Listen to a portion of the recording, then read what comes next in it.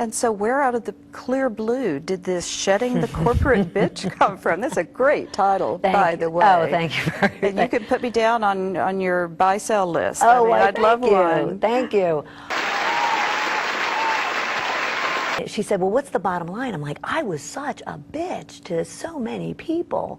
And it wasn't even good for me. Yes, did I make good money and did I have a nice position, a nice title, and traveled the world for a long time? Absolutely. But at the same time, I was living a lie and I wasn't being myself. So I joke with people that I came out of the closet because I all of a sudden realized that the person that I was when I was 10 wasn't the woman that I was in my early 40s, and yet I wanted to be. I wanted to be that 10-year-old again.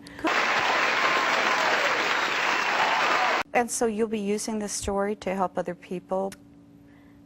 Absolutely. I already, as a business coach and consultant, I already try to help individuals and businesses change their lives.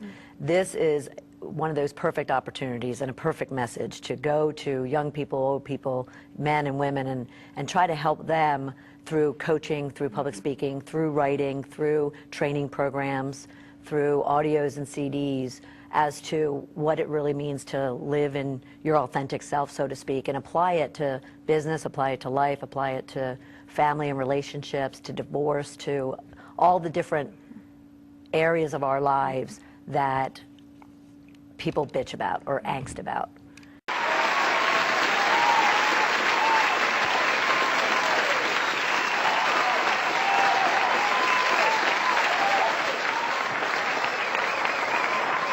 For 25 years, I was the ultimate corporate bitch, wreaking havoc on everyone I know, especially myself.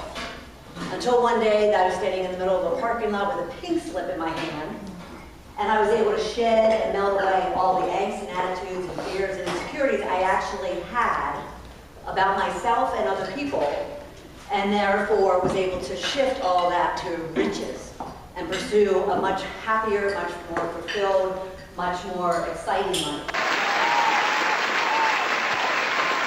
So why did I go down that path? And I realized it was just because of the fact that I wasn't sure, how to kind of step out and own that security, that confidence, that smartness, that beautiful, that everything. And how many of us deal with that? How many of us have bad talking days to ourselves?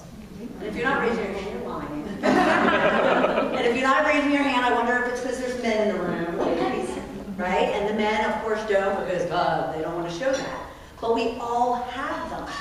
And so therefore, excavating your soul, in my world, means to get rid of those, what I now call the bitches, or those internal demons that we have about ourselves.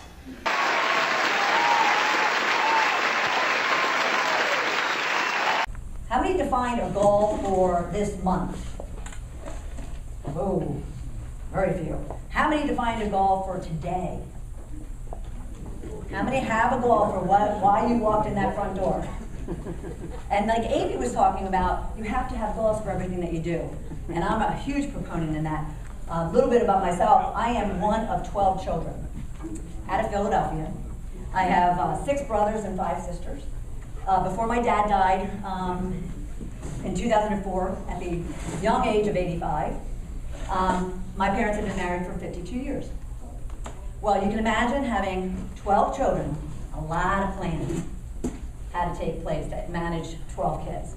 And we didn't go without much, at least not that I can recall. At least it didn't seem like that to me.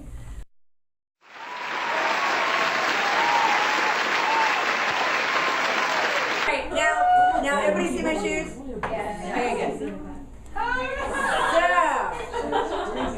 So, what the are we first doing part here? to shame the corporate is take off your shoes and get bigger, because that makes you bitchy. It is. All right, we're going to have fun. Thank you for those I'm just meeting and everybody else is meeting.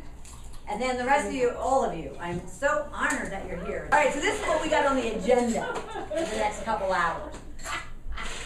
I'm going to give you a little bit of background as to where it came from and my story.